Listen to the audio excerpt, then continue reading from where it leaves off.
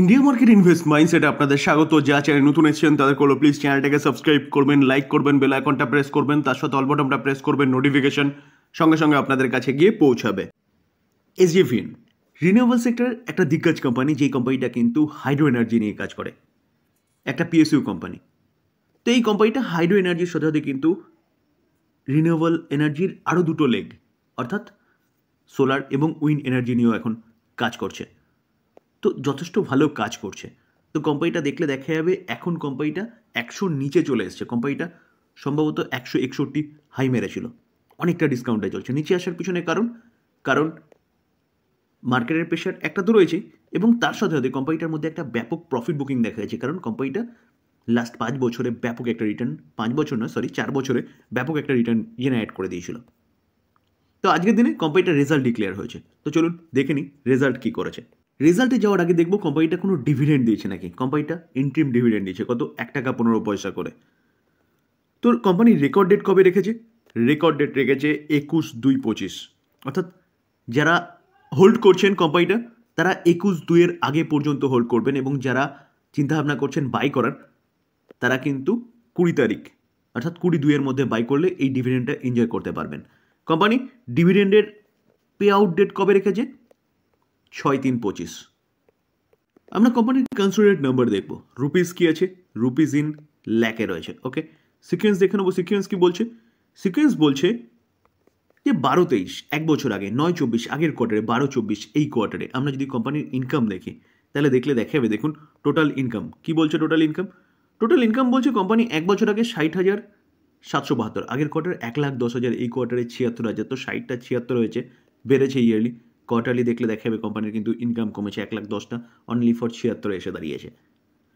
তো চলুন এবার খরচা দেখে নিই। Total expenses. তো এক্সপেন্সেস দেখলে দেখা যাবে, দেখুন এক্সপেন্সেস এক বছর আগে কত ছিল? 40,933, আগের কোয়ার্টারে 52,000। কোম্পানি ইনকাম ব্যাপক করেছিল কত? 1,10,000, খরচা অনলি ফর 52। তো এই কোয়ার্টারে 56,000। তো ইনকাম কমেছে কিন্তু কোয়ার্টারলি খরচা বেড়ে গেছে। তো ইনকাম মাইনাস এক্সপেন্সেস করলে পর অপারেটিং প্রফিট পাওয়া যায়। তো অপারেটিং প্রফিট দেখলে দেখা যাবে কোম্পানি 19,839 প্রফিট করেছে এক বছর আগে, আগের কোয়ার্টারে 75,955, এই কোয়ার্টারে 19,348। তো ইয়ারলিও কোম্পানির প্রফিট পড়েছে, কোয়ার্টারলিও কোম্পানির প্রফিট পড়েছে, অপারেটিং প্রফিট। তো এবার আমরা কি দেখব? এবার হচ্ছে মেন প্রফিট। তো মেন প্রফিট দেখলে দেখা যাবে profit for the period, tax ও অ্যাডজাস্টমেন্টের পরে কোম্পানির মেন প্রফিট হয়, যেই প্রফিটটা কোম্পানির ঘরে ঢোকে। দেখলে দেখা যাবে, দেখুন এক বছর আগে 13,534, আগের কোয়ার্টারে 47,306, এই কোয়ার্টারে 13,925। তো 13,500টা এই জায়গায় দাঁড়িয়ে ইয়ারলি সামান্য জাম্প করেছে, কোয়ার্টারলি কিন্তু ব্যাপক কোম্পানির প্রফিট পড়েই রয়েছে। তো দেখলে দেখাবে কোম্পানির কিন্তু রেজাল্ট খুব একটা ভালো করেনি। তো এখন দেখার বিষয় যে এই রেজাল্টটাকে মার্কেট কীভাবে নেয়। কোম্পানি যে বিজনেস করছে সেটা ফিউচার ওরিয়েন্টেড বিজনেস করছে, কারণ রিনিউয়েবল সেক্টরের এখনও পথ চলা জাস্ট শুরু। অদূর ভবিষ্যতে এই কোম্পানি কিন্তু আরও ভালো পারফরমেন্স দেখাতে পারে, কারণ এখন জাস্ট সেট আপ তৈরি করছে। আদিত্য বিড়লা গ্রুপের কোম্পানি, নাম কি? হিন্ডালকো। তো এই কোম্পানিটা আজকের দিনে রেজাল্ট ডিক্লেয়ার করেছে মার্কেট ক্লোজ হয়ে যাওয়ার পরে। তো চলুন দেখে নিই রেজাল্ট কি করেছে। আমরা কোম্পানির কনসোলিডেটেড নাম্বার দেখব। রুপিস কি আছে? রুপিস ইন কারোয়ে রয়েছে। ওকে, সিকোয়েন্স কি বলছে? সিকোয়েন্স বলছে 12-23 এক বছর আগে, 9-24 আগের কোয়ার্টারে, 12-24 এই কোয়ার্টারে।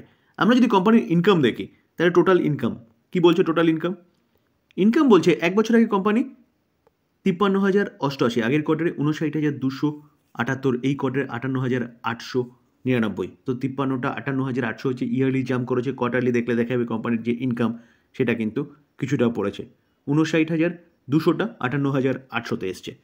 তো এবার আমরা কি দেখব? এবার হচ্ছে খরচা দেখব। তো খরচা দেখলে দেখা যাবে, দেখুন এক বছর আগে 49,761, আগের কোয়ার্টারে 53,121, এই কোয়ার্টারে 53,563। তো ইয়ারলি খরচা জাম্প করেছে, কোয়ার্টারলিও দেখলে দেখা যাবে খরচা কিন্তু জাম্প করেছে। যেখানে আমরা দেখেছিলাম রেভিনিউতে, কোয়ার্টারলি কিন্তু ইনকাম পড়েছে। তো ইনকাম মাইনাস এক্সপেন্সেস করলে পরে অপারেটিং প্রফিট পাওয়া যায়। তো অপারেটিং প্রফিট দেখলে দেখা যাবে 3,327, আগের কোয়ার্টারে 6,157, এই কোয়ার্টারে 5,336। তো 3,300টা 5,300 হয়েছে, ইয়ারলি অনেকটা জাম্প করেছে অপারেটিং প্রফিট। আর কোয়ার্টারলি দেখলে দেখা যাবে 6,100টা কমে গিয়ে 5,300 হয়েছে।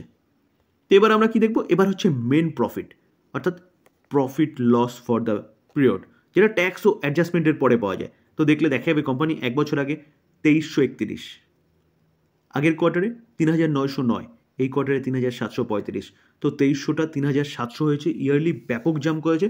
কোয়ার্টারলি দেখলে দেখা যাবে সামান্য কিন্তু গিরাওয়াট হয়েছে, সেটা আমরা ইপিএসও দেখতে পারবো। দেখুন এক বছর আগে 10.50, আগের কোয়ার্টারে 17.59, এই কোয়ার্টারে 16.82, যেখানে কোম্পানি ইয়ারলি যথেষ্ট ভালো পারফরমেন্স দেখিয়েছে, কিন্তু কোয়ার্টারলি সামান্য ডাউন হয়েছে।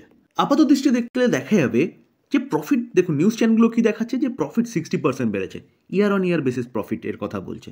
কোয়ার্টারলি কিন্তু কোম্পানির প্রফিট পড়েছে, তো এর জন্যই কিন্তু রেজাল্টটা সঠিকভাবে দেখা উচিত, তাহলে সঠিক তথ্যটা পাওয়া যাবে। তবে দেখলে দেখা যাবে যা এস্টিমেট করছিল বাজার, সেটাই কিন্তু বিট করেছে। এবার কালকে দেখা যাবে যে মার্কেট এই রেজাল্টটাকে কীভাবে নেয়। দেখুন এই আর্টিকেল দেখলে দেখা যাবে today is the big one, reciprocal tariff says Donald Trump, যেখানে জাস্ট কিছুক্ষণ আগে কিন্তু এই নিউজটা পাওয়া যাচ্ছে। দেখুন 13 ফেব্রুয়ারি 18:35 মানে 6:35, যেখানে পিএম মোদির সাথে আজকের দিনে হোয়াইট হাউসে ডোনাল্ড ট্রাম্পের মিটিং হওয়ার কথা আছে। তো এই মিটিংয়ের আগেই এরকম একটা বক্তব্য পেশ করেছে বা সোশ্যাল মিডিয়ার মাধ্যমে কে ডোনাল্ড ট্রাম্প। তো এই যে মিটিংটা হচ্ছে না, এই মিটিংয়ের ওপরে ডিপেন্ড করছে আমাদের মার্কেট আরও পড়বে কি এখান থেকে বাউন্স ব্যাক করবে। আমাদের মার্কেট এত ভীত কেন?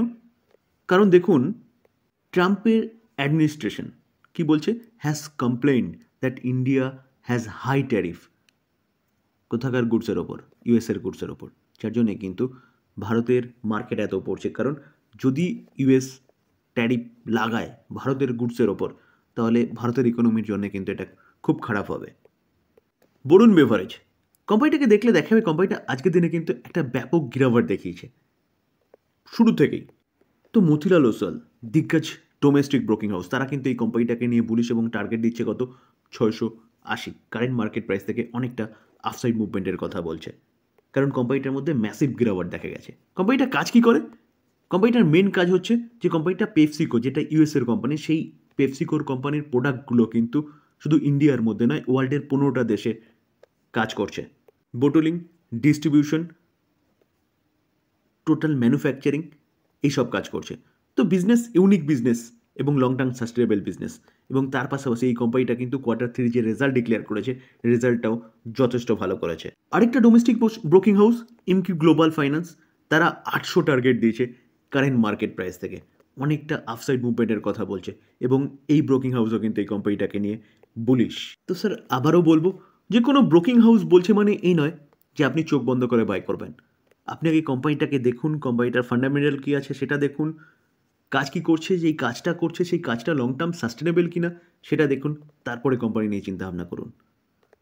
আলোচনা এই পর্যন্তই, তবে ডিসক্লেমার দিয়ে রাখি, কোনো বাই রেকমেন্ডেশন নেই। কোম্পানিগুলো সম্বন্ধে নিউজ পাওয়া যাচ্ছে, সেগুলো আপনাদের সামনে তুলে ধরার চেষ্টা করছি, টোটালটাই লার্নিং পারপাস। বাই করবেন, নিজে ফার্দার অ্যানালাইসিস করবেন বা আপনার ফাইন্যান্সিয়াল অ্যাডভাইজারের সাথে কথা বলে নিয়ে তারপর বাই করবেন।